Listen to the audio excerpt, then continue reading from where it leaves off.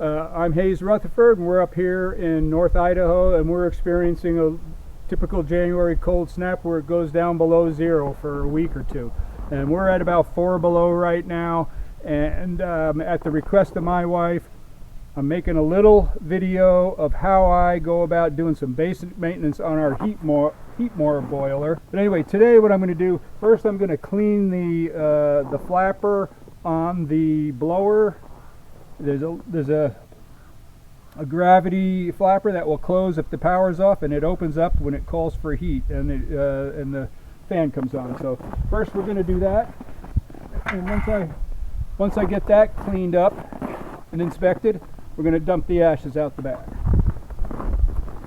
So the first thing to do is turn the fan motor off, and it's in the off position when it's down.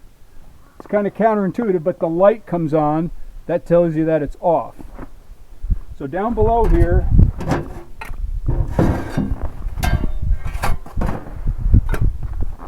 the first item is this device that opens up when the door opens up. There's a flapper right here that lets air enter the firebox in an effort to get the smoke to burn and prevent it blowing back in your face. So I always check that. Sometimes there's, I don't know if you can see it, can you see in there? Sometimes some ash builds up on that gateway right there, and I brush that off. And again, that's when the door closes, that closes off that free air. I think it's called an anti-rollout device. Now next I'm going to clean the flapper on the blower fan. There's 2 thumb nuts on here.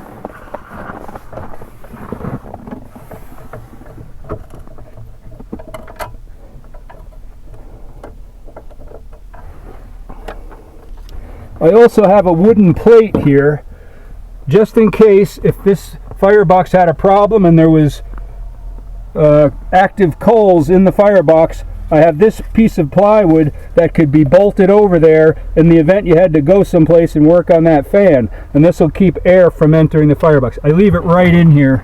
It's ready to go if it needs. So here's the flapper. This is the only thing that this thing really needs maintenance occasionally on, because it can get sticky.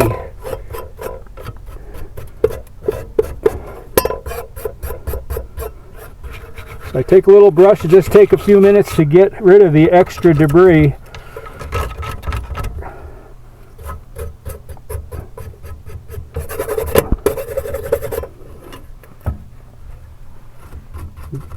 These little areas in the corner here are where it can get some creosote and stop the free action of it. The beauty of this is that when the power goes off, if there was a problem, this just by gravity closes up and the fire just goes idle.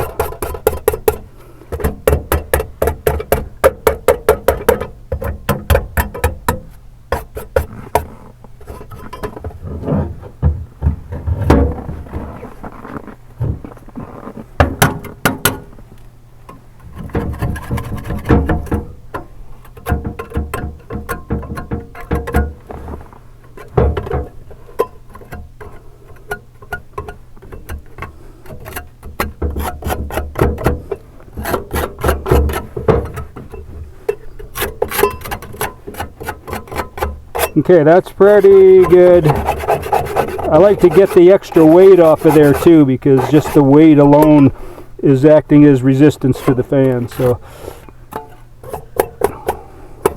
that's pretty good.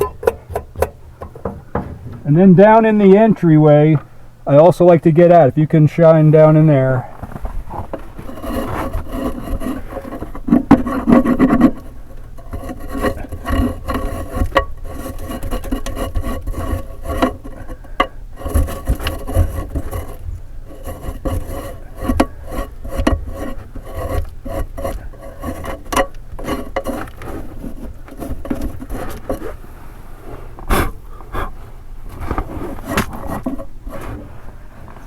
That's it. This is going to go back on there now. Just flapper in. Takes a little manipulating. And incidentally, all Heatmore's models have the same exact size opening. The only thing that differs on their larger models is the fan goes from 75 CFM, the next size up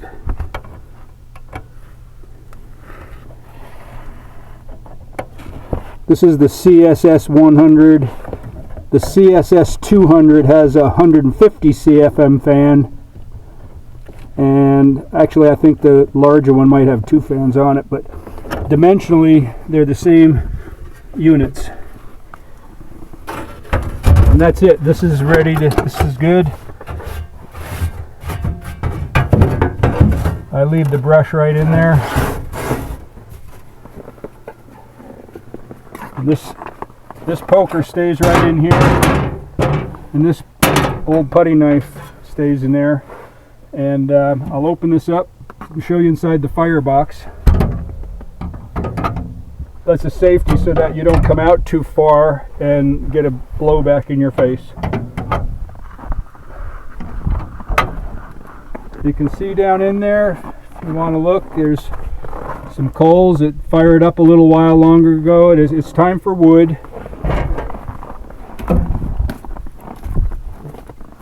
I pull the ashes away from the corner a little bit, and in running this poker across the grates, I can tell that the ash isn't falling through much. And the way that blower works is some air comes out right below here,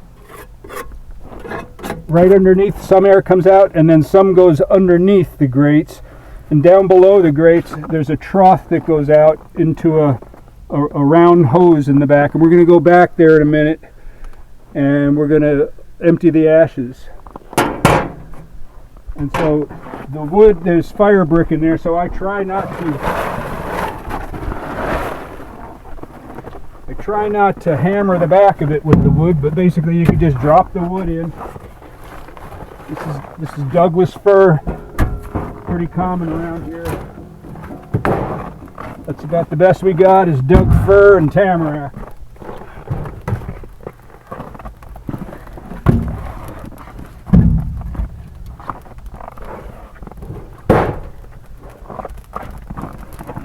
We're going through a little extra wood. It was 11 below this morning.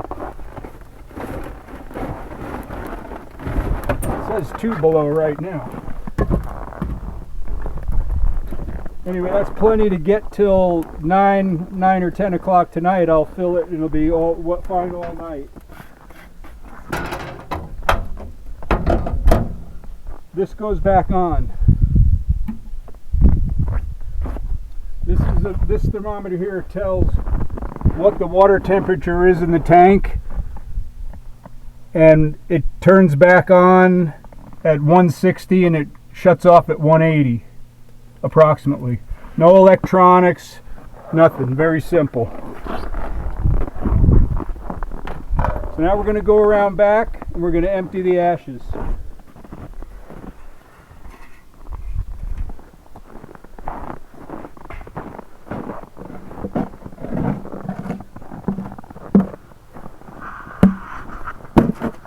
So Heatmore supplies this auger with all their units. And this is an old aluminum box I have here. The same thumb screws that are on the front blower are on this. This pipe goes clear through to the front blower. And another safety factor is this, if this were left off, this boiler could run away. If it was up to temperature and it had fired, it had called for heat, and somehow this got left off of there, could damage the boiler tremendously, because it would get air even though the aquastat would cut off the requirement for air. This would allow it to just continuously go in, and it would be harmful.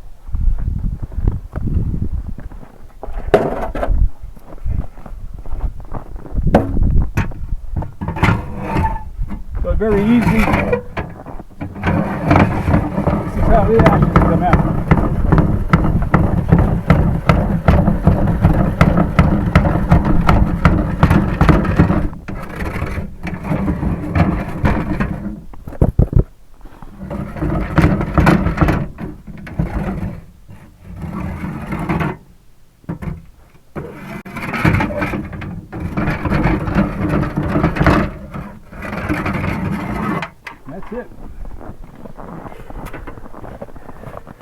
about once every 1 or 2 weeks. About 2 weeks is about the last time I did it. You usually get a box full.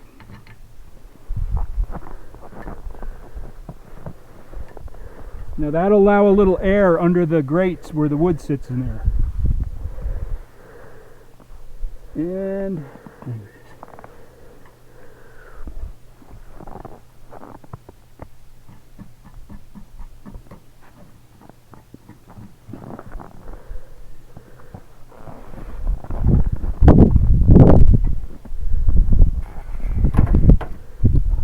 come around back, I'll just show you what's in the back. This is just some place where you can inspect it, make sure everything's all right. The thermal PEX that's buried under the ground comes up, and it's supplied by the bottom of the tank. It goes through this stainless steel pump. This cycles, that goes 24/7 all through the winter. This pump operates. I always leave a couple of wrenches in here. There's a crescent wrench and an adjustable wrench in case there's any leaks, but it's really been no problem. If there is, it can be shut off here. The pipe can be isolated, the pump can be isolated, and this is where the pump plugs in. I have on occasion, when the power was out and we didn't have a generator, I put a vehicle battery here with an inverter, and I plugged the circulating pump into it, and it brings enough house the way. That'll be another video, our own system that's unique to our building. This seasonally I take this off. There's a hollow space between the firebox and the flue, and a little bit of ash builds up in there, and that can be done yearly because it really doesn't accumulate much in there. And these two octostats are temperature controls. This one controls the range of where the boiler is set at. In other words, it's set at about 165 to 180, and this one is for controlling if it got too hot, the water. This shuts all the power off. And I have extras of these on hand. I have an extra pump on hand, and I also have an extra fan. And that's about it. That's all the maintenance that really needs to be done. And I'm going to go dump these ashes. So I urge you guys, make a video so that your wife, your neighbor, somebody can help you out in the event you got incapacitated. It's just good to have. Anyways, if you've learned anything, or if I was helpful at all, hit subscribe, hit the like button, give it a big thumbs up, and see you on the next one.